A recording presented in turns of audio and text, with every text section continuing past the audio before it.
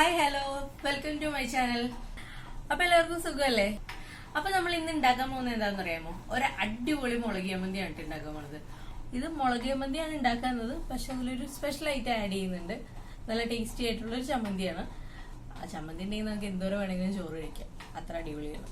മുളക് ചമ്മന്തി എന്ന് പറയുമ്പോൾ തന്നെ എല്ലാവർക്കും ഇഷ്ടമുള്ളതാണ്. മുളക് ചമ്മന്തി ചോറും കൂടി കുഴച്ച് കഴിക്കുമ്പോൾ ഉള്ള ഒരു ടേസ്റ്റ്. അപ്പോ എന്റെ വീഡിയോ ഇഷ്ടപ്പെടുകയാണെങ്കിൽ നിങ്ങൾ എല്ലാവരും സബ്സ്ക്രൈബ് ചെയ്യണം, സപ്പോർട്ട് ചെയ്യണം, ലൈക്ക് ചെയ്യണം, ഷെയർ ചെയ്യണം. ഓക്കെ, അപ്പൊ നമുക്ക് വീഡിയോയിലേക്ക് പോയാലോ.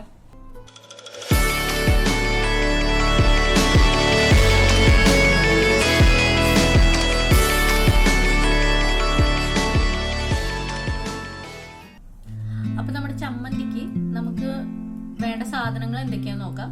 മെയിൻ ആയിട്ട് കുഞ്ഞുള്ളി വേണം, ചെറിയുള്ളി വേണം. ഇതിപ്പോ ഒരു 100 ഗ്രാമിന്റെ അടുത്ത് ഉണ്ടാകും, ആവശ്യത്തിന് എടുക്കാം. പിന്നെ വറ്റൽ മുളകോ അല്ലെങ്കിൽ ഇതേപോലെ പൊടിച്ചതോ കറിനും കൂടി വേണ്ടി. പിന്നെ ആവശ്യത്തിന് ഉപ്പ്.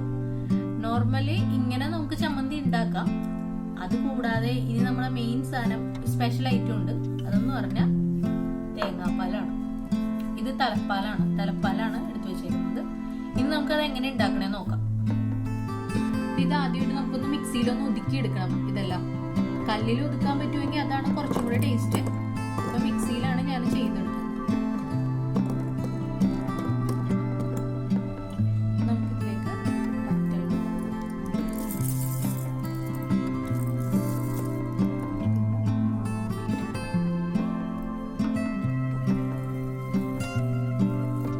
ഇത് നമുക്കൊന്ന് ഒതുക്കിയെടുത്തിട്ട് വരാം.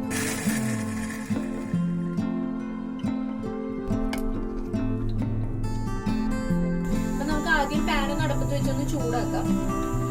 എന്നിട്ട് ഞാൻ ഇതിലേക്ക് കുറച്ച് വെളിച്ചെണ്ണ ആഡ് ചെയ്യുന്നുണ്ട്. കുറച്ച് അത് വേണമെങ്കിൽ മാത്രം ആഡ് ചെയ്താൽ മതി, കാരണം തേങ്ങാപ്പാല് നമ്മൾ ചേർക്കുമ്പോൾ അതിൽ ഓൾറെഡി വെളിച്ചെണ്ണ ഉണ്ടാവും. അപ്പൊ വെളിച്ചെണ്ണ ഒന്ന് ചൂടായി കഴിയുമ്പോൾ ഞാൻ ആ മിക്സ് ഇതിലേക്ക് ആഡ് ചെയ്ത് കൊടുക്കാം.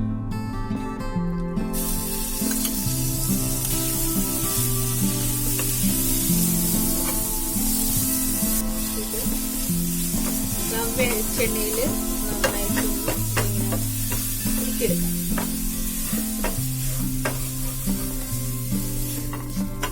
ഇതിപ്പോ മൂത്ത് വന്നിട്ടുണ്ട്. ഇതിലേക്ക് നമുക്ക് നമ്മുടെ തലപ്പാലൊന്ന് ആഡ് ചെയ്ത് കൊടുക്കാം.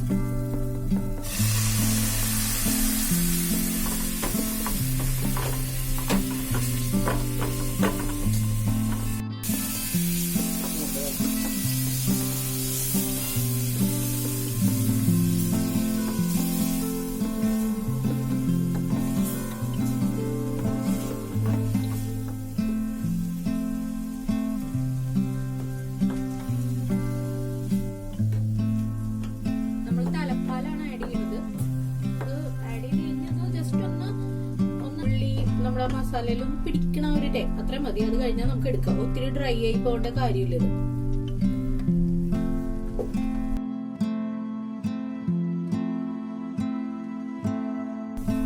ഇപ്പൊ നമ്മുടെ ചമ്മന്തി റെഡി ആയിട്ടുണ്ട്.